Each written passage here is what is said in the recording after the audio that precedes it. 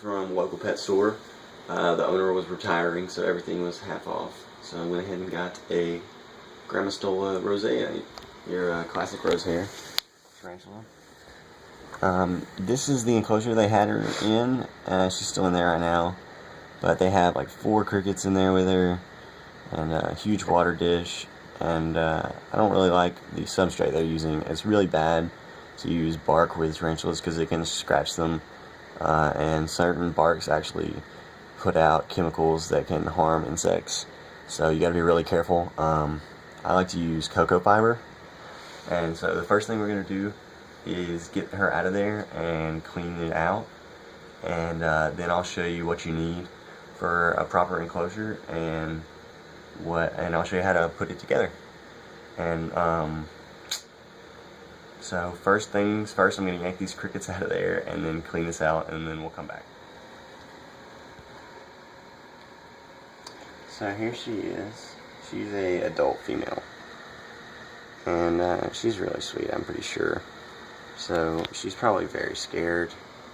I'm going to turn my heater off because any air coming down on the top of them is going to make them act defensive for sure.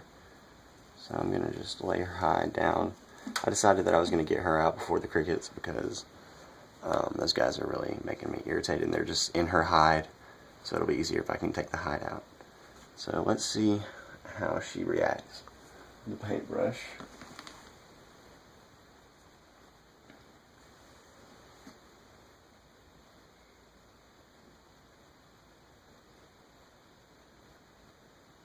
She's really unresponsive. I do want to get her out of this enclosure.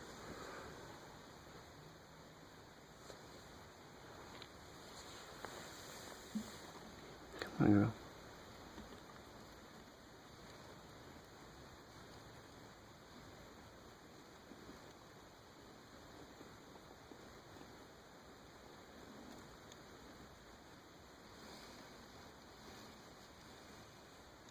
Very good, girl. Hold them very gingerly, but you don't want to drop them.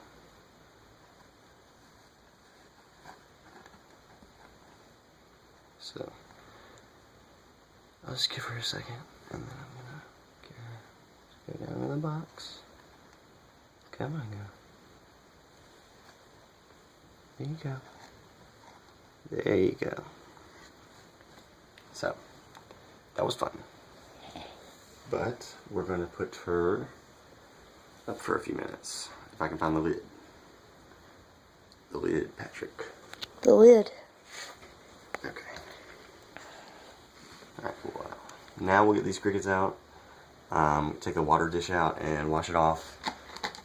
Take the substrate out and put it in a trash bag because it smells bad. We're going to use cocoa fiber substrate, and there's a little bit of moss in here, dried moss, but go ahead and pour that in. I hope I have enough here, but I don't think we do. I might have to get some more. Yeah, just do some more. Alright, we'll pause that for now. We had to make some more eco earth, which is, you know, I think the preferred substrate in the hobby, but different people have different opinions. I know a lot of people like to use peat moss mixture. So we're going to use her previous hide. I don't think there's anything wrong with it. She's got it all webbed up, and we're going to bury it so you're not going to be able to see it anyway. So we got some dry coconut fiber down here, and then we're going to take some from the block here. And what you want to do, almost forgot, is squeeze out the moisture as much as you can, because especially for a rose hair like this one, they're not going to want it real wet. Well, no tarantula is going to want soaking wet substrate. But just drop it right in there. I'm not going to use this whole brick, I don't think, but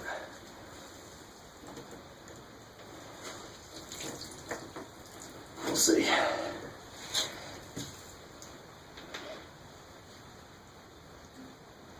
So what I'm going to do is use a good bit of this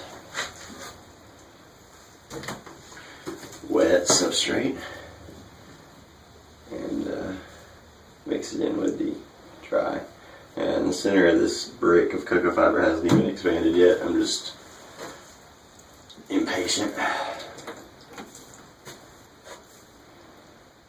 And I hate to use too much water because then it takes days for this stuff to dry out. So I'm going to mix it up. And it'll probably dry out faster if you mix it. It will clump.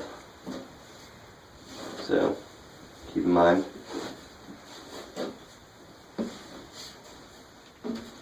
And then when I get done, I'll go back and wipe the glass down.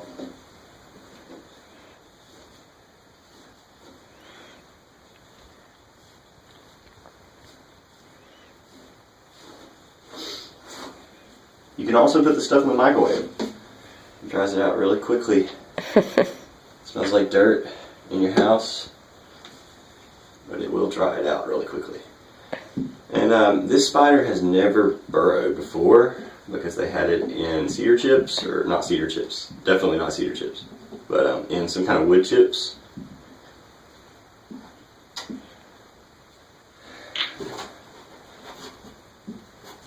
And so I'm just going to pat this down and make it nice. And then I'm going to get her hide.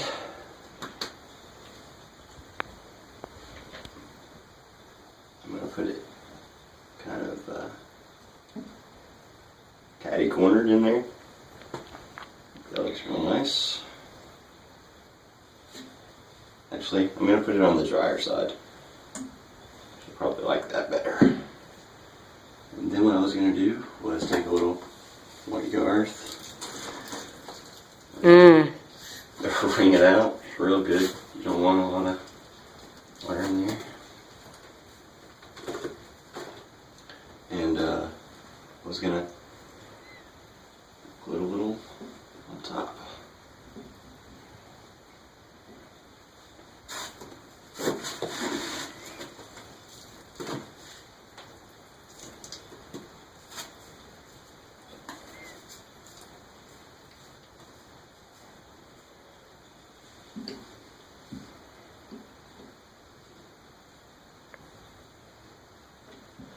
Just because I like to make my enclosures look a little personalized. I don't know. You don't have to do this at all. But now we're going to put a little moss in there, put maybe like a leaf in there and make it look nice. Silk plants are the best because they don't mold or anything like that. So, moving on. Okay, so what we did was we got her a smaller water dish, just because I prefer it that way, and I put a little moss in there so that when this does dry out, I can spray that to hold humidity, or mist it rather, have a mister. So now we're going to reintroduce her. I'm sure that she hates this box. I know that Sheila hated this box when I kept her in there. So. Hey there, pretty. And I've decided to name her Darling. I got her from Darling Pets, so she's Darling. Come here, girl. It's okay. Ooh.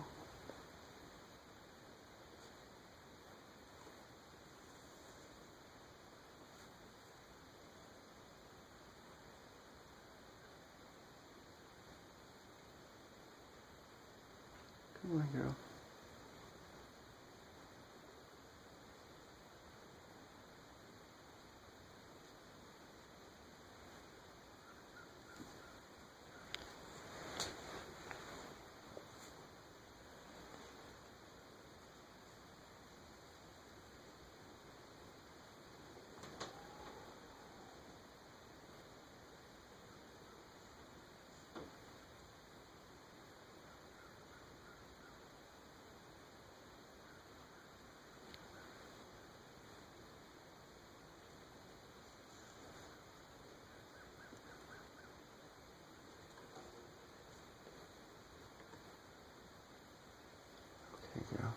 It's okay.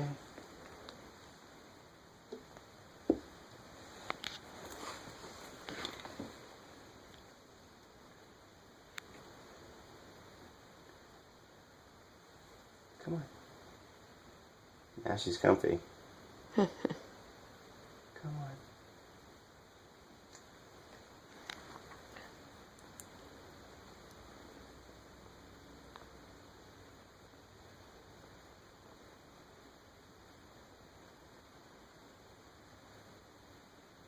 She says no.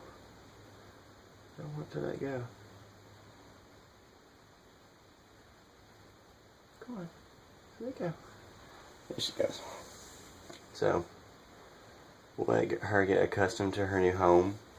She'll probably have to burrow a little bit and find her way into that hide. But I think it's a little too small right now. Looking at her now. But if she, this is the one she was in, so I know she can fit in there. She'll just have to burrow a little bit.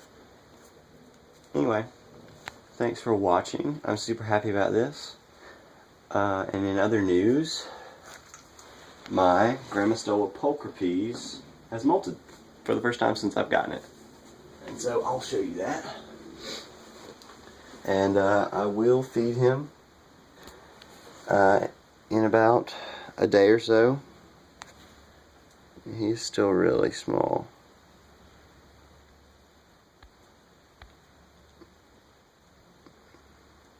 There he is. So his molt is in the burrow with him, but you don't have to really freak out and remove it too quickly, because it's not going to mold as fast as like a prey item that's been left in there. So I'm going to wait until I feed him and he'll probably come out, and then I'll get the molt out of there. Still too small, way too small to determine the sex, but he's Abby. So if he's a boy, he'll be Abather. And if it's a girl, it'll be Abigail. And I'm really happy. But never feed your tarantula after a molt. Always wait at least 3 or 4 days if it's a sling this small. And if it was bigger, you would want to wait like a week. Because their fangs have to harden. They can really hurt themselves trying to kill something if their fangs aren't hard. So, put him down. And then I'm just going to clear some space off on the dresser for Darwin. And thanks for watching, guys.